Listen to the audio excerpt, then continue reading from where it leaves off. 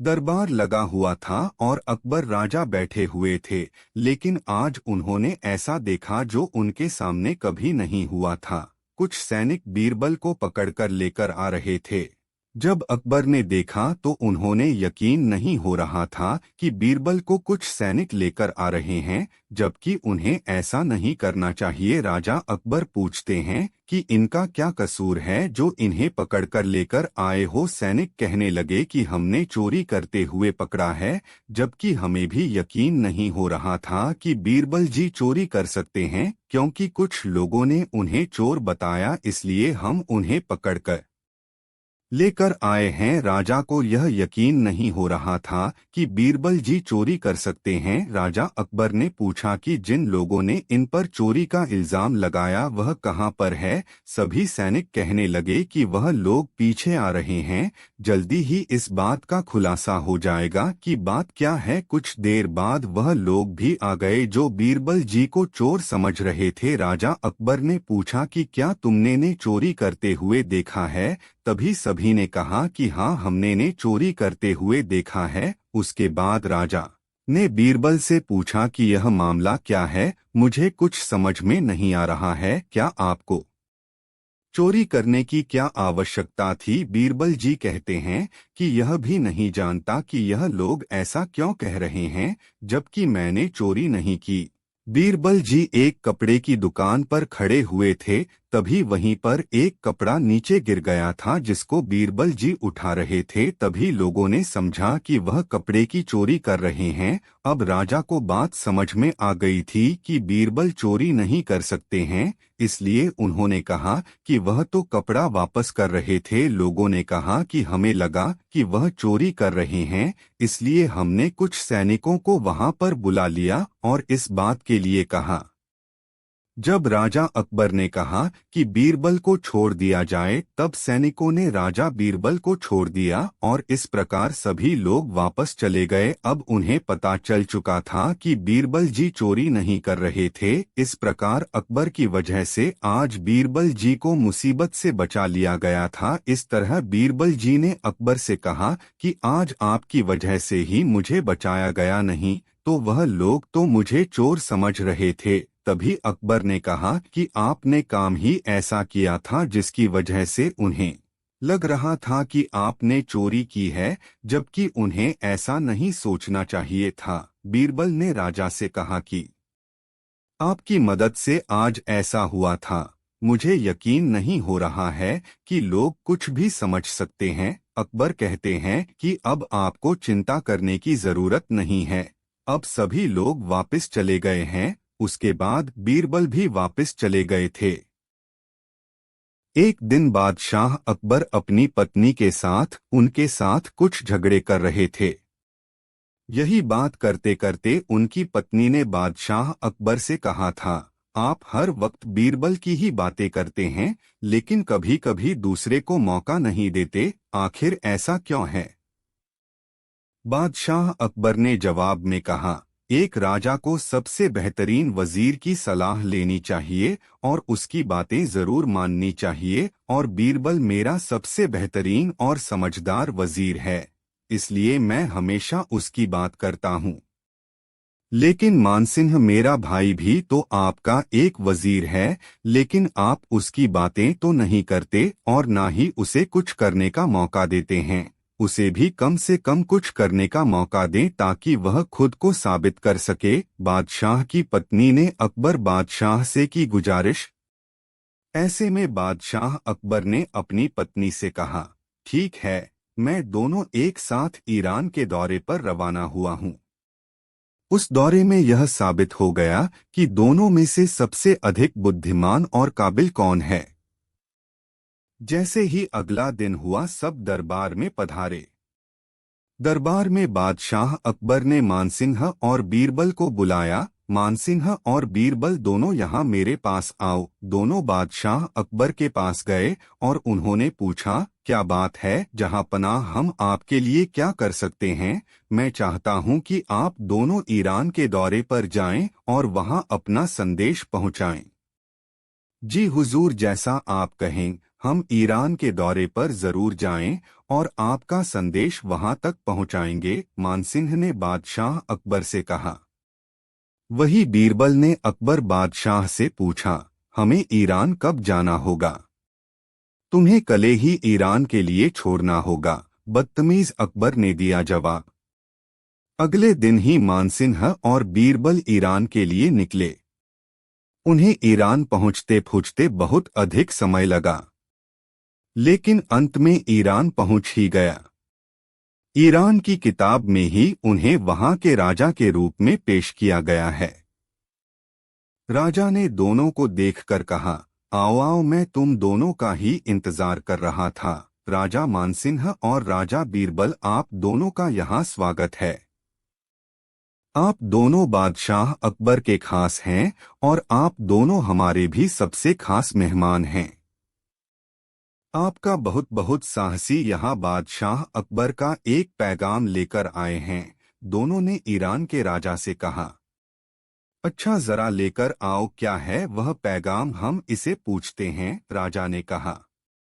इसके बाद बीरबल ने ईरान के राजा को बादशाह अकबर का पैगाम दिया। राजा ने पैगाम खोलो और उसमें लिखा था कि मानसिंह और बीरबल दोनों को फांसी पर चढ़ा दिया जाए। यह पैगाम हुक्मरान के राजा चकित रह गए और वे देखते रहे कि अंतिम इन दोनों ने ऐसा किया है जिसकी वजह से बादशाह इन दोनों को सूली पर चढ़ाना है। फिर ईरान के राजा ने अपने सैनिकों को आदेश दिया, सैनिकों को बंदी बना लो, कैल फार्म पर लटकाएंगे, क्योंकि यह बादशाह अकबर का आदेश है। इस आदेश को सुनकर मानसिंह और बीरबल दोनों ही चिंतित हो गए। दोनों ने सोचा कि ऐसा कैसे हो सकता है। वहीं दूसरी ओर मानसिंह डार ने बार बार कहा, तुम्हारी कोई कल्पना हुई है। बादशाह अकबर का ऐसा ऑर्डर कभी नहीं दिया जा सकता। लेकिन सिपाही ने उसकी बात नहीं मानी और उसे पकड़कर कब्जे में ले लिया। मानसिंह और बीरबल दोनों बारात खाने थे। वहां वे दोनों एक दूसरे से बात कर रहे थे। मानसिंह ने कहा, आखिर ऐसा कैसे हो सकता है कि बादशाह अकबर हम दोनों को फांसी पर चढ़ाने का ऑर्डर दे दें। वहीं बीरबल ने मानसिंह को शांत करने की कोशिश की और कहा, तुम शांत हो जाओ और चिंता मत करो। जरूर ही बादशाह कुछ साबित करना चाहता है, इसलिए जारिए ऐसा ऑर्डर दिया है। इसके बाद बीरबल ने मानसिंह को आगे की तरकीब बताई और कहा कि अगले दिन उसे क्या करना है। अगले दिन हुआ और दोनों को फांसी के लिए बुलाया गया। दोनों फांगों के सामने प्रवेश करना चाहते हैं कि वह सबसे पहले फांगों पर चढ़ना चाहते हैं। मानसिंह ने कहा, जनाब आप मुझे सबसे पहले फांसी पर चढ़ा दीजिए। लेकिन फिर बीरबल ने कहा, नहीं नहीं, मैं सबसे पहले फांसी पर चढ़ना चाहता हूँ, आप मुझे सबसे पहले फांसी पर चढ़ाएं। फिर मानसिंह ने भी यही कहा कि वह सबसे पहले फांसी पर चढ़ना चाहता है। दोनों की तस्वीरों में दावा किया गया है कि वह सबसे पहले फांसी पर चढ़ना चाहते थे। यह देखकर ईरान के राजा ने दोनों से पूछा, आखिर तुम क्या चाहते हो? तुम पहले क्यों लटके पर चढ़ना चाहते हो? ऐसे में बीरबल ने राजा से कहा, दरअसल बात यह है कि हमारे राजपुरोहित ने कहा है कि अगर हम में से जो भी पहले फांसी पर चढ़ेगा वह अगले जन्म में बादशाह बनेगा और दूसरी बार जो फांसी पर चढ़ेगा वह प्रधानमंत्री बनेगा। इसलिए हम चाहते हैं कि आप मुझसे पहले फांसी पर चढ़े। दोनों की यह बात दंग रह गई। राजा को देखते हुए ऐसा कैसे हो सकता है। फिर उन्होंने सोचा कि जब तक उनके उदाहरण को नहीं जाना जाएगा, ऐसे में उन्होंने अपने सैनिकों को आदेश दिया कि इन दोनों को छोड़ दिया जाए। इसके बाद दोनों अपने देश वापस लौट आए। मानसिंह और बीरबल दोनों दरबार। वहीं मानसिंह ने अकबर बादशाह से पूछा, आपने हमें अंतिम संस्कार का पैगाम कैसे दिया? हमने ऐसा क्या किया? अकबर ने कहा, चिंता मत करो, मैंने एग्जाम टेस्ट लेने के लिए ऐसा किया था। लेकिन मेरे साथ ही एक और सैनिक को दूसरे पैगाम के पास भेजा गया था कि अगर वे सेना की फांसी पर चढ़ाएंगे तो वहां से सेना हटा ली जाएगी। इसके बाद बादशाह ने दोनों से पूछा, आखिर तुम वहां से बचकर कैसे गए? तब मानसिंह ने पूरी बात बताई और अंत में मानसिंह ने कहा कि बीरबल की वजह से ही हम वहां से बचकर आए थे, तो हम नहीं बचेंगे। इस तरह से यह साबित हुआ कि बीरबल सबसे समझदार थे। एक दिन बीरबल दरबार में देर से पहुंचा। जब बादशाह ने देरी का कारण पूछा तो वह बोला, मैं क्या करता हुजूर। मेरे बच्चे आज जोर जोर से रोकर कहने लगे कि दरबार में न जाऊं। किसी तरह उन्हें बहुत मुश्किल से समझा पाया कि मेरा दरबार में हाजिर होना कितना जरूरी है। इसी में मुझे काफी समय लग गया और इसलिए मुझे आने में देर हो गई। बादशाह को लगा कि बीरबल बहानेबाजी कर रहा है। बीरबल के इस उत्तर से बादशाह को तसल्ली नहीं हुई। वे बोले, मैं तुमसे सहमत नहीं हूं। किसी भी बच्चे को समझाना इतना मुश्किल नहीं जितना तुमने बताया। इसमें इतनी देर तो लग ही नहीं सकती। बीरबल हंसता हुआ बोला, हुजूर, बच्चे को गुस्सा करना या डपटना तो बहुत सरल है, लेकिन किसी बात को विस्तार से समझा पाना बेहद कठिन। अकबर बोले, मूर्खों जैसी बात मत करो। मेरे पास कोई भी बच्चा लेकर आओ, मैं तुम्हें दिखाता हूं कि कितना आसान है यह काम। ठीक है जहां पनाह, बीरबल बोला, मैं खुद ही बच्चा बन जाता हूं और वैसा ही व्यवहार करता हूं। तब आप एक पिता की भांति मुझे संतुष्ट करके दिखाएं। फिर बीरबल ने छोटे बच्चे की तरह बर्ताव करना शुरू कर दिया। उसने तरह तरह के मुंह बनाकर अकबर को चिढ़ाया और किसी छोटे बच्चे की तरह दरबार में यहाँ वहां उछलने कूदने लगा। उसने अपनी पगड़ी जमीन पर फेंक दी।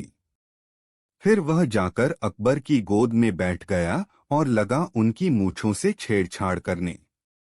बादशाह कहते ही रह गए, नहीं नहीं मेरे बच्चे, ऐसा मत करो, तुम तो अच्छे बच्चे हो न। सुनकर बीरबल ने जोर जोर से चिल्लाना शुरू कर दिया।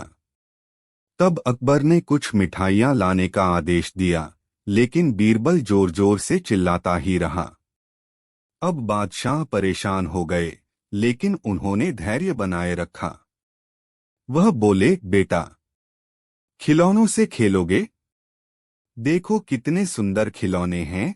बीरबल रोता हुआ बोला, नहीं, मैं तो गन्ना खाऊंगा। अकबर मुस्कराए और गन्ना लाने का आदेश दिया। थोड़ी ही देर में एक सैनिक कुछ गन्ने लेकर आ गया, लेकिन बीरबल का रोना नहीं थमा। वह बोला, मुझे बड़ा गन्ना नहीं चाहिए, छोटे छोटे टुकड़े में कटा गन्ना दो। अकबर ने एक सैनिक को बुलाकर कहा कि वह एक गन्ने के छोटे छोटे टुकड़े कर दे। यह देखकर बीरबल और जोर से रोता हुआ बोला, नहीं, सैनिक गन्ना नहीं काटेगा, आप खुद काटें इसे। अब बादशाह का मिजाज बिगड़ गया, लेकिन उनके पास गन्ना काटने के अलावा और कोई चारा न था। और करते भी क्या, खुद अपने ही बिछाए जाल में फंस गए थे वह। गन्ने के टुकड़े करने के बाद उन्हें बीरबल के सामने रखते हुए बोले, अकबर, लो इसे खा लो बेटा। अब बीरबल ने बच्चे की भांति मचलते हुए कहा, नहीं, मैं तो पूरा गन्ना ही खाऊंगा। बादशाह ने एक साबुत गन्ना उठाया और बीरबल को देते हुए बोले, लो पूरा गन्ना और रोना बंद करो। लेकिन बीरबल रोता हुआ ही बोला, नहीं, मुझे तो इन छोटे टुकड़ों से ही साबुत गन्ना बनाकर दो। कैसी अजब बात करते हो तुम, यह भला कैसे संभव है? बादशाह के स्वर में क्रोध भरा था, लेकिन बीरबल रोता ही रहा। बादशाह का धैर्य चुक गया। बोले, यदि तुमने रोना बंद नहीं किया तो मार पड़ेगी तब। अब बच्चे का अभिनय करता बीरबल उठ खड़ा हुआ और हंसता हुआ बोला, नहीं नहीं, मुझे मत मारो हुजूर। अब आपको पता चला कि बच्चे की बेतुकी जिदों को शांत करना कितना मुश्किल काम है। बीरबल की बात से सहमत थे। अकबर बोले, हाँ ठीक कहते हो। रोते चिल्लाते जिद पर अड़े बच्चे को समझाना बच्चों का खेल नहीं।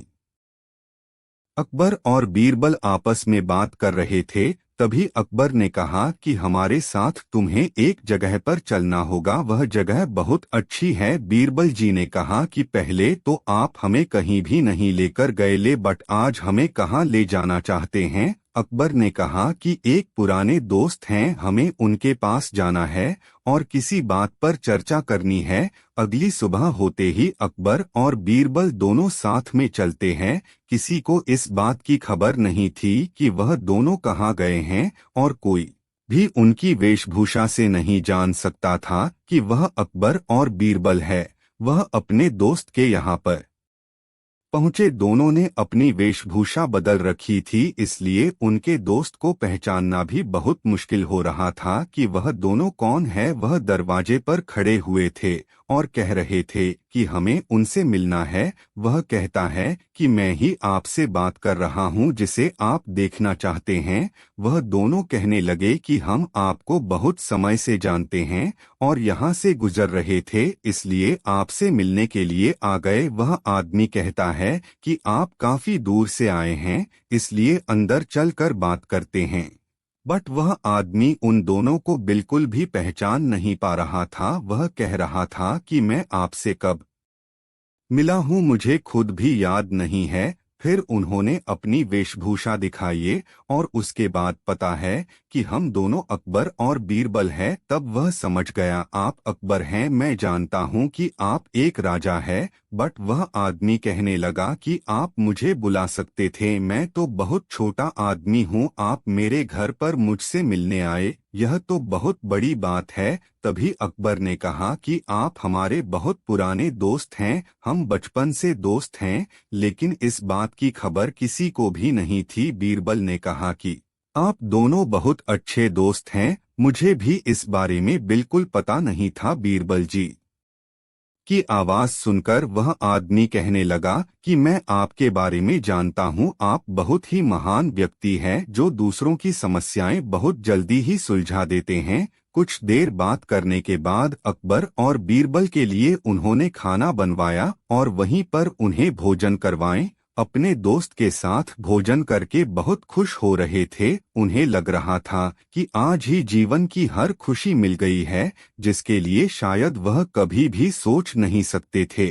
बीरबल जी को भी बहुत अच्छा लग रहा था कि अकबर अपने पुराने दोस्त को भी भूले नहीं है और मिलने के लिए आ गए हैं। जबकि इंसान जब बड़ा बन जाता है तो बहुत सी बातों को भूल जाता है। उसके बाद अकबर और बीरबल ने भोजन कर लिया था और वह महल की ओर वापस आ रहे थे। तभी बीरबल जी ने कहा कि मुझे नहीं लगता था कि आप किसी पुराने दोस्त को भी याद रख सकते हैं। अकबर ने बताया कि वे उनके बचपन का दोस्त है, बट इस बात को कभी भी किसी के सामने जाहिर नहीं होने देते हैं। आज बहुत समय बीत गया था, उनकी याद आ रही थी, इसलिए मैंने आपको साथ में लिया और उनके घर पर चल दिए। बीरबल जी ने कहा कि मुझे बहुत खुशी हुई है कि आप मुझे उनके पास ले गए। बीरबल जी ने कहा कि ऐसे बहुत से कम लोग होते हैं जो भी बड़ा बनने के बाद किसी छोटे आदमी को याद रख सकते हैं,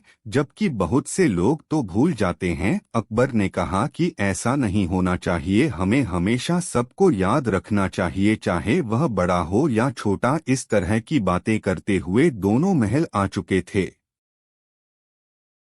बीरबल जी बहुत जल्दी जल्दी महल की ओर जा रहे थे। उनकी चाल से ऐसा लग रहा था कि वह बहुत परेशान हैं या उन्हें बहुत देरी हो गई है। वह बिना रुके ही महल की ओर जा रहे थे। तभी उनकी नज़र एक आदमी पर गई। वह आदमी महल के बाहर खड़ा हुआ था, लेकिन किसी से कुछ नहीं कह रहा था। बीरबल ने ज्यादा ध्यान नहीं दिया और अंदर चले गए। महल के अंदर जाने पर दरबार लगा हुआ था, सभी लोग किसी समस्या पर बात कर रहे थे। बीरबल जी वहीं पर ही खड़े हुए उस समस्या को सुन रहे थे। कुछ देर बाद ही बीरबल जी महल से घर की ओर जाने लगे, तब भी वह आदमी वहीं पर खड़ा हुआ था। बीरबल ने ज्यादा ध्यान नहीं दिया और घर की ओर चले गए। अगले दिन बीरबल जी को महल में जल्दी ही आना था, इसलिए सुबह ही तैयार हो गए थे और महल की ओर आ रहे थे। वह सुबह का वक्त था और बीरबल जी फिर उस आदमी को वहीं पर खड़े हुए देख रहे थे। इस बार भी बीरबल से रहा नहीं गया और वह उससे बात करने के लिए चले गए। बीरबल जी ने उस आदमी को बुलाया और पूछा कि मैंने तुम्हें कल भी यहाँ पर देखा था और आज भी यहीं पर देखा था, तुम यहाँ पर क्या कर रहे हो? वह आदमी कहने लगा कि मैं राजा से मिलने की कोशिश कर रहा हूँ, लेकिन मुझे कोई भी अंदर नहीं जाने देता है। वह सैनिक भी मुझे बाहर ही खड़ा रखता है और मैं अंदर नहीं जा पा रहा हूँ। जब तक मैं राजा से नहीं मिलूंगा तब तक मेरी समस्या दूर नहीं हो सकती। बीरबल जी ने सैनिक को बुलाया और पूछा कि तुम इसे अंदर क्यों नहीं आने दे रहे हो? तभी सैनिक कहने लगा कि हमें तो यही लग रहा था कि यह आदमी ऐसे ही खड़ा है और अंदर जाकर राजा को परेशान करेगा, इसलिए हमने इसे अंदर जाने नहीं दिया। बीरबल जी ने सैनिक से कहा कि हो सकता है इसे बहुत बड़ी समस्या हो, तुम्हें ऐसा नहीं करना चाहिए था। बीरबल उस आदमी को अंदर ले गए, राजा के सामने पेश किया। राजा ने पूछा कि यह कौन है? तभी आदमी कहने लगा कि मुझे बहुत बड़ी समस्या आ पड़ी है, लेकिन मैं आपसे मिलने के लिए काफी दिनों से इंतजार कर रहा था और आज मैं आपसे मिल पा रहा हूँ। राजा ने कहा जो भी समस्याएं तुम हमसे कह सकते हो उसको जल्दी ही दूर कर दिया जाएगा। वह आदमी कहने लगा कि हमारे गांव में शेर ने सभी को परेशान कर रखा है, वह सभी को परेशान कर रहा है और कुछ लोगों को मार चुका है। अगर आप उस शेर को पकड़ सकते हैं तो इससे हमारे गांव सुरक्षित हो सकता है। राजा ने कहा कि उस शेर को जल्दी ही पकड़ा जाएगा, तुम चिंता ना करें। और राजा ने उस गांव में कुछ सैनिकों को भेजा जिससे क्यों शेर को पकड़ा जा सके। कुछ समय बाद ही शेर को पकड़ा जा चुका था और वह आदमी बीरबल का धन्यवाद कहने के लिए आया था, क्योंकि बीरबल की वजह से ही वह राजा से मिल पाया था। इस तरह बीरबल ने गांव की समस्या को भी दूर कर दिया था। वह गरीब आदमी जानता था कि जिस जगह पर बीरबल होंगे उस जगह की समस्या बहुत जल्द ही दूर हो जाती है। अकबर और बीरबल दोनों बैठे हुए बात कर रहे थे, तभी उन पर अचानक हमला होता है। वह सोच नहीं पाता है कि हमला किसने किया है। जब देखते हैं तब तक हमला करने वाला छुप जाता है। चारों ओर सैनिकों से ढूंढते हैं बट वह नहीं मिलता। अकबर सेनापति को बुलाते हैं और कहते हैं कि वह आदमी कहाँ गया, इस बात का पता लगाओ। उन्होंने हम दोनों पर हमला किया और यही महल में वह होगा, इसमें से बाहर जाना इतना आसान नहीं है।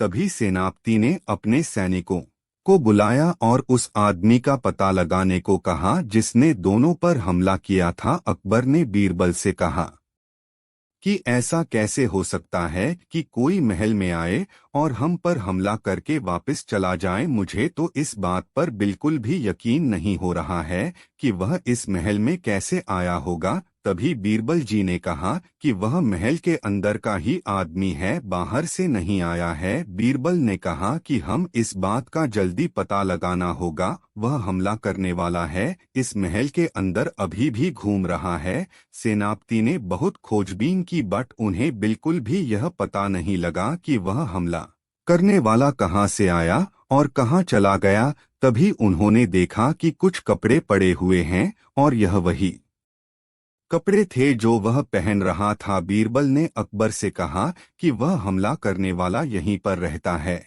और यहीं पर काम करता है, उसके कपड़े मिल चुके हैं बट उनसे पता लगाना मुश्किल हो रहा है। बट आप चिंता ना करें, मैं जल्दी इस बारे में पता लगा लूंगा। बीरबल ने कहा कि मुझे यकीन है कि आप इस बात का पता जल्द से जल्द लगा लेंगे, नहीं तो मैं दोबारा हमला कर सकता है। उसके बाद रात भर जागने के बाद बीरबल ने उस आदमी का पता लगा लिया था। बीरबल ने उस आदमी को रात में घूमते हुए देखा था। बीरबल जी को उस पर शक हो गया था, वह भी महल की रसोई में काम करता था उसी ने उन पर हमला किया था। इस बात के बारे में पता लगाया गया और राजा को बताया गया। राजा ने उस आदमी को जो कि रसोई में काम करता था और उसने कहा कि मैं आप पर हमला करना चाहता था और मैंने यहाँ पर हमला किया है। अकबर ने पूछा कि तुमने ऐसा क्यों किया? तभी उसने कहा कि मुझे आप पर बहुत गुस्सा आ रहा था। आप मुझे बात बात पर हमेशा समझाते थे कि मुझे खाना बनाना नहीं आता है। अगर ऐसा ही चलता रहा तो मुझे काम से निकाल दिया जाएगा, इसलिए मैं इस बात का बदला लेने के लिए आप पर हमला कर रहा था। अकबर ने बीरबल का शुक्रिया किया और कहा कि आपने जल्दी पता लगा लिया, नहीं तो यह हमारे महल के अंदर रहकर हम पर हमला कर सकता था और हमें इस बारे में कभी पता नहीं चलता। एक बार अकबर और बीरबल घूमते हुए काफी दूर निकल आए थे। वह अपने राज्य से बहुत ज्यादा दूर थे। उनके साथ कोई भी सैनिक नहीं था। तभी बीरबल ने कहा कि महाराज, हम बहुत ज्यादा दूर आ गए हैं और हमें यह समझ में नहीं आ रहा है कि यह सीमा कहाँ से कहाँ तक फैली हुए हैं। अकबर ने कहा कि हमें कुछ दूरी पर कुछ लोग दिखाई दे रहे हैं, हमें उनके पास चलना चाहिए और आज रात को वहीं पर रहना चाहिए, उसके बाद ही हम आगे बढ़ेंगे। वह ज्यादा समय बीत चुका है, अब हम अपने महल पर वापस नहीं लौट सकते। उसके बाद अकबर और बीरबल उन लोगों की तरफ बढ़ने लगे जो दूर से दिखाई दे रहे थे। तभी उन्होंने रुककर कहा कि लगता है यह कोई गांव है। अकबर ने कहा कि ठीक है, हम इस गांव के मुखिया के बारे में जरूर जानना चाहेंगे, इसलिए हमें आगे की ओर बढ़ते रहना चाहिए। बीरबल ने कहा कि मेरा घोड़ा ज्यादा दूर तक नहीं चल पा रहा है, इसलिए आप आगे चलिए, मैं अपने घोड़े को थोड़ा सा पानी पिलाकर लेकर आता हूँ। आप चलते रहिए, मैं आपके पीछे पीछे आ जाऊंगा। अकबर ने कहा कि ठीक है, मैं उस गांव में चलता हूँ, तुम मुझे वहीं पर मिलना है। इस प्रकार राजा अकबर आगे की ओर बढ़ते रहे और बीरबल वहीं पर रुक गए। जब अकबर गांव में पहुंचे तो सभी लोग अकबर को देखने लगे। वह अकबर से कभी भी नहीं मिले थे। जब अकबर उस गांव में पहुंचे तो पूछने लगे कि तुम्हारा मुखिया कहाँ पर है, मुझे उनसे मिलना है। तभी गांव वाले कहने लगे कि आप कौन, हम आपको नहीं जानते हैं और आप यहाँ पर क्या कर रहे हैं, आप हमारे मुखिया के बारे में क्यों पूछ रहे हैं। उसके बाद मुखिया आया और कहने लगा कि आप कौन हैं, मैं आपको नहीं जानता, आप यहाँ पर क्या कर रहे हैं। तभी अकबर ने कहा कि हम बहुत दूर निकल आए हैं और इसी वजह से रास्ता भटक गए हैं, इसलिए हमें आज रात को आपके यहाँ पर रुकने आज्ञा दे दीजिए। मुखिया ने कहा कि हम आपको नहीं जानते, इसलिए हम आपको यहाँ पर नहीं ठहरा सकते हैं। हमें लगता है कि आप कोई जासूसी कर रहे हैं। तभी राजा ने कहा कि मैं अकबर राजा हूँ। तभी मुखिया कहने लगा कि हमें तो लगता है यह जासूस है, इसे पकड़ लेना चाहिए, यह हमारे गांव की जासूसी करने आया है। उस राजा को पकड़ लिया गया, राजा को बंदी बनाकर रखा गया और उसके बाद बीरबल भी धीरे धीरे उसी गांव की ओर बढ़ रहे थे। बीरबल ने देखा कि काफी लोग इधर उधर भाग रहे हैं। बीरबल की समझ में आ गया था कि राजा को शायद बंदी बना लिया गया है और इसी प्रकार वह सभी लोग बहुत ही चिंतित दिखाई दे रहे हैं और मुझे अपनी सूझबूझ से काम लेना होगा, नहीं तो यह मुझे भी बंदी बना लेंगे। उसके बाद बीरबल ने गांव वालों का ही वेशभूषा बनाकर गांव की तरफ बढ़ने लगे। इस प्रकार वह गांव वालों जैसे दिख रहे थे। जब बीरबल गांव में पहुंचे तो एक आदमी से पूछने लगे कि यहाँ पर क्या हुआ था। तब वह कहने लगा कि यहाँ पर कोई जासूस आया है जो हमारे गांव की जासूसी कर रहा है। मुखिया ने उसे पकड़ लिया है और बंदी बना दिया है। उसके बाद मुखिया उस आदमी से बात कर रहे हैं कि जासूसी करने के लिए यहाँ पर क्यों आया है। उसके बाद बीरबल ने सोचा कि अगर मैं भी यह बात कहता हूँ तो यह मुझे पकड़ लेंगे और बंदी बना लेंगे। इस प्रकार राजा बीरबल वहां से वापस चले गए और अपने सेनापति के साथ अगले दिन में उस गांव की ओर पधारे। कुछ सैनिकों को गांव में लेकर आए तो गांव वाले घबरा गए और कहने लगे कि हमसे क्या गलती हो गई है जो कि यहाँ पर सेना को लेकर आए हैं। तभी बीरबल कहने लगे कि आपने जिन्हें बंदी बनाया है वह अकबर राजा हैं। जब मुखिया को यह बात पता चली तो वह अपनी गलती पर पछता रहे थे और उन्हें छोड़ दिया गया। मुखिया ने अकबर से माफी मांगी और कहने लगे कि हमें माफ कर दीजिए, हमसे गलती हो गई, हम नहीं पहचान पाए कि आप हमारे राजा हैं। अकबर ने कहा कि तुम्हें इस बात के लिए सजा मिलेगी। तुम्हें यह सोचना चाहिए कि जब मैं राजा के बारे में बात कर रहा हूँ तो तुम्हें समझ जाना चाहिए था कि मैं ही उस राज्य का राजा हूँ, बट तुमने मेरी कोई बात नहीं सुनी, इसलिए तुम्हें सजा दी जाएगी।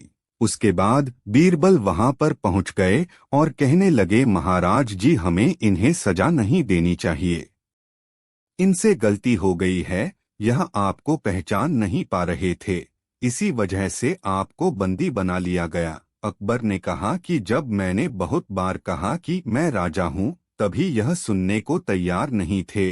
बीरबल ने कहा कि यह आपको नहीं पहचानते, इसी वजह से ऐसा हुआ है। बीरबल की बात सुनकर अकबर कहने लगे, ठीक है, मैं तुम्हारे कहने पर ही नहीं छोड़ देता हूँ। उसके बाद अकबर और बीरबल राजा वहां से वापस अपने महल की ओर चले गए।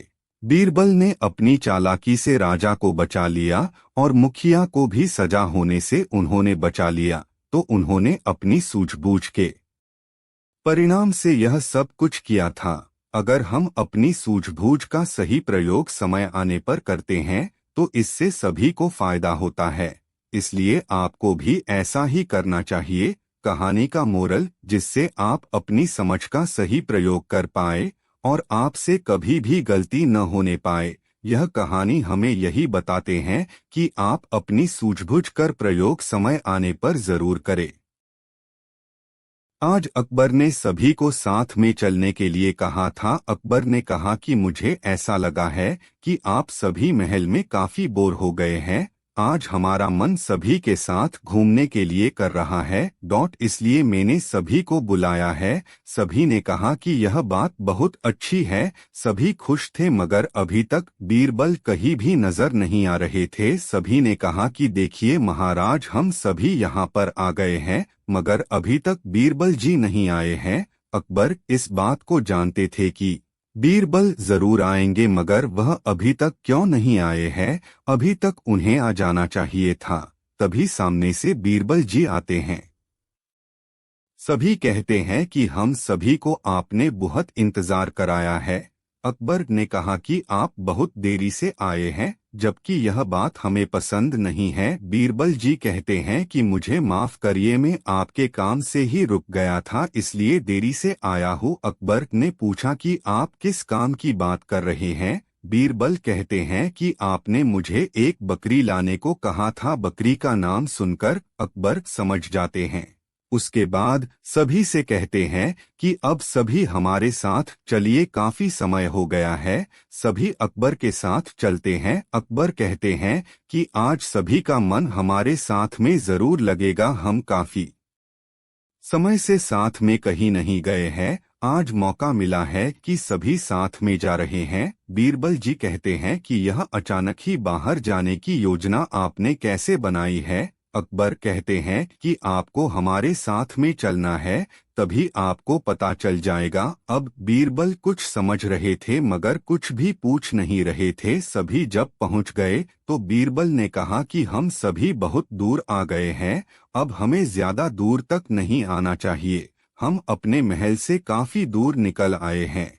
अकबर ने कहा कि आपको चिंता करने की जरूरत नहीं है, जबकि हम सभी साथ में हैं। अकबर ने कहा कि मैं यह जानना चाहता हूँ कि कौन मेरी सबसे ज्यादा फिक्र करता है। यह कैसा सवाल है, सभी इस बात को सोचे थे। बीरबल कहते हैं कि आप यह क्या कह रहे हैं। अकबर ने कहा कि मैं आज यह बात जानना चाहता हूँ कि कौन मेरी फिक्र करता है। सभी ने कहा कि हम सभी आपकी बहुत फिक्र करते हैं, मगर यह बात आप क्यों जानना चाहते हैं। अकबर ने कहा कि मुझे ऐसा भी लगता है कि दरबार में ऐसे बहुत से लोग हैं जो सिर्फ दिखावा करते हैं, मगर वह सच में वह फिक्र नहीं करते हैं। बीरबल अभी चुप थे तभी अचानक ही कुछ ऐसा होता है कि कहीं से शेर आ जाता है। अकबर भी घबरा जाते हैं क्योंकि उन्हें नहीं पता था कि शेर किस जगह से आया है। सभी को लोग भाग गए थे मगर बीरबल वहीं पर रुके हुए थे।